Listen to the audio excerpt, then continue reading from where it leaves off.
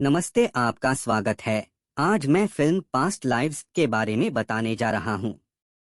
आगे बिगाड़ने वालों पर पूरी नजर रखें।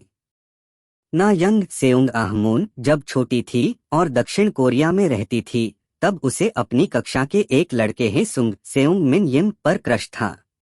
उसके माता पिता का कनाडा जाने का निर्णय उनके रिश्ते की शुरुआत के साथ मेल खाता है। जैसे जैसे दूसरे देशों में उनका जीवन आगे बढ़ता है, लड़कपन के दो दोस्त अलग हो जाते हैं।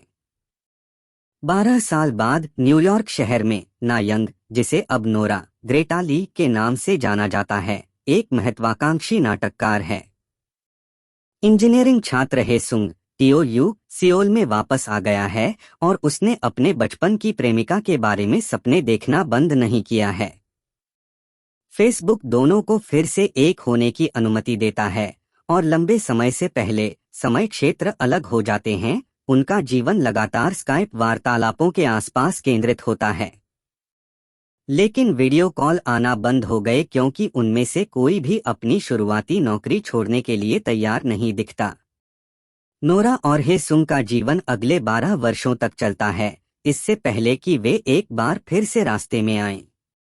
आखिरकार जब हे सुंग न्यूयॉर्क की यात्रा करती है, तो वह उन सभी भावनाओं को अपने साथ खींच लेती है जिन्हें उन्होंने पीछे छोड़ दिया था।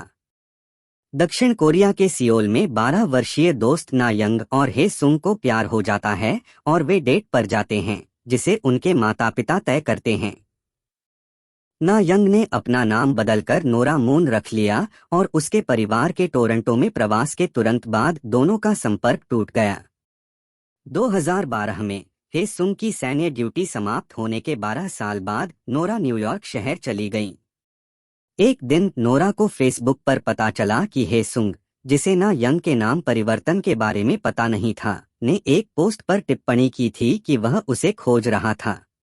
वे वीडियो चैट के माध्यम से फिर से एकजुट हो गए हैं, लेकिन एक दूसरे के स्थान पर नहीं जा सकते क्योंकि हे सुंग भाषा विनिमय के लिए चीन जा रहे हैं और नोरा मोंटॉक में एक लेखक के निवास पर जा रही हैं। अंत में नोरा ने हे सुंग को सूचित किया कि वह अपने लेखन और न्यूयॉर्क में अपने जीवन पर ध्यान केंद्रित करना चाहती है, इसलिए उन्हें अपनी बातचीत को कुछ समय के लिए रोक देना चाहिए। नोरा अपने रिट्रीट में आर्थर जातुरांस्की से मिलती है और दोनों एक दूसरे के प्रति आसक्त हो जाते हैं। हे सुंग एक नया दोस्त भी बनाता है, जिसके साथ वह डेटिंग शुरू करता है। 12 साल बाद आर्थर और नोरा की शादी हो गई और वे न्यूयॉर्क में रह रहे थे।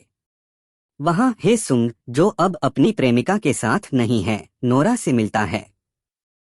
चूंकि उसे संदेह है कि नोरा ने अमेरिकी निवास के लिए ग्रीन कार्ड प्राप्त करने के लिए उससे शादी की होगी, आर्थर सवाल करता है कि क्या वह उनकी अपनी त्रुटिपूर्ण प्रेम कहानी में बाधा है।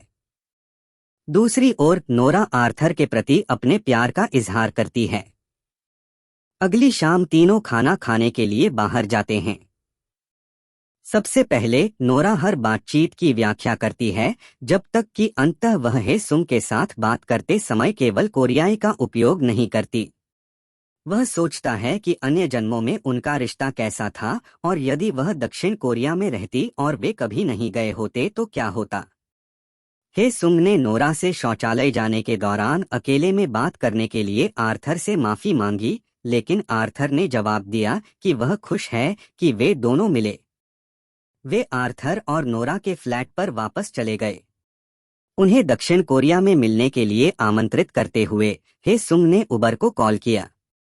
जबकि नोरा और वह लगातार इंतजार कर रहे हैं और एक दूसरे को घूर रहे हैं, उबर रुक जाता है। हे सुंग ने नोरा से पूछा कि उनके अगले जीवन में उनका क्या संबंध होगा, यह अनुमान लगाते हुए कि शायद वे पूर्व जीवन जी रहे हैं। वह न जानने का दावा करती है। वह आर्थर की बाहों में सिसकने लगती है और आर्थर के गाड़ी चलाते ही वह अपने फ्लैट की ओर वापस चली जाती है।